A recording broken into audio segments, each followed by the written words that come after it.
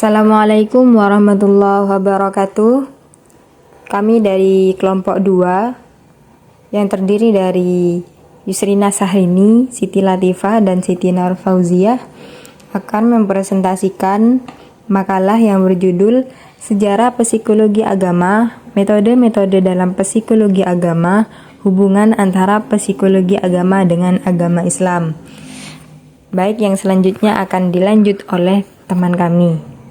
Akan menjelaskan tentang sejarah, pengertian, dan ruang lingkup filsafat. Yang pertama, sejarah.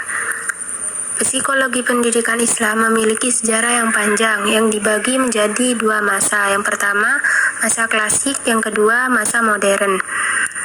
Masa klasik pada abad ke-7 hingga ke-13 Masehi dan masa modern pada abad ke-19 hingga sekarang.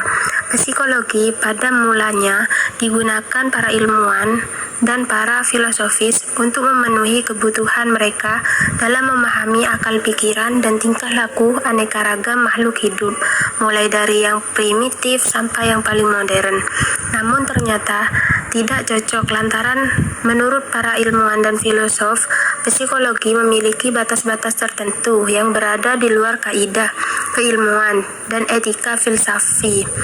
Kaidah saintifik dan patokan etika filosofis ini tak dapat dibebankan begitu saja sebagai muatan psikologi. Tokoh-tokoh penting dalam masa klasik termasuk Al-Kahfi, Al-Kindi, Al-Farabi, Ibnu Sina, Al-Ghazali, dan Ibnu Arabi. Pada masa modern, tokoh-tokohnya ialah Muhammad Iqbal, Badri, Muhammad Hamid, Abu Sulaiman, dan Syekh Muhammad Naqib Al-Astos. Mereka memberikan kontribusi besar. Pada masa klasik, psikologi pendidikan Islam dipengaruhi oleh pemikiran para filosof muslim yang mengembangkan berbagai konsep psikologis. Beberapa tokoh yang berperan penting dalam perkembangan psikologi Islam pada masa ini adalah Al-Kindi. Sebagai filosofis pertama dalam Islam, ia menulis banyak karya tentang psikologi seperti Risalah An-Nafsi. Yang kedua, Al-Farabi dikenal sebagai filosofi kedua dalam Islam. Ia menulis banyak karya tentang psikologi seperti kitab An-Nafsi atau kitab Al-Aqwa. Mengembangkan konsep-konsep psikologi seperti An-Nafsi Atiqoiyah, An-Nafsi Hawaniyah. Yang ketiga, Ibnu Sina dikenal sebagai filosofis ketiga dalam Islam. Ia menulis banyak karya tentang psikologi.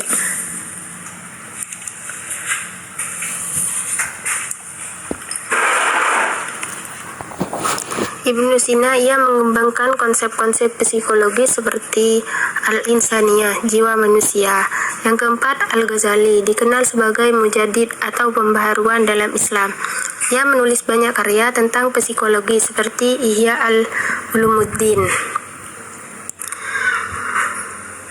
Yang ke-6, Ibnu Farabi dikenal sebagai Syekh Al-Akbar, guru besar dalam tasawuf. Ia menulis banyak karya tentang psikologi seperti Fatuhah Al-Makkiyah.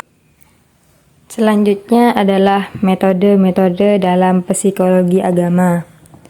Sebagai disiplin ilmu yang otonom, maka psikologi agama memiliki metode penelitian ilmiah. Kajian dilakukan dengan mempelajari fakta-fakta berdasarkan data yang terkumpul dan dianalisis secara objektif. Agama menyangkut masalah yang berkaitan dengan kehidupan batin yang sangat mendalam. Maka masalah agama sulit untuk diteliti secara seksama. Terlepas dari pengaruh-pengaruh subjektivitas, namun demikian, agar penelitian mengenai agama yang dilakukan lebih netral, dalam arti tidak memihak kepada suatu keyakinan atau menentangnya, maka diperlukan adanya sikap yang objektif. Maka dalam penelitian psikologi agama perlu diperhatikan, antara lain yang pertama adalah memiliki kemampuan dalam meneliti kehidupan dan kesadaran batin manusia. Kedua, memiliki keyakinan bahwa segala bentuk pengalaman dapat dibuktikan secara empiris. Yang ketiga, dalam penelitian harus bersikap filosofis spiritualitas. Yang keempat, tidak mencampur adukan antara fakta dengan angan-angan atau perkiraan hayal. Mengenai dengan baik masalah-masalah psikologi dan metodenya. Keenam, memiliki konsep mengenai agama serta mengetahui metodologinya. Ketujuh, menyadari tentang adanya perbedaan antara ilmu dan agama. Yang terakhir adalah mampu menggunakan alat-alat penelitian yang digunakan dalam penelitian ilmiah. Dengan berpedoman kepada petunjuk-petunjuk seperti dikemukakan di atas, diharapkan para peneliti dalam mengumpulkan, mengolah, dan menganalisis data akan bersifat lebih objektif. Dengan demikian, hasil yang diperoleh tidak akan menyimpang dari tujuan semula.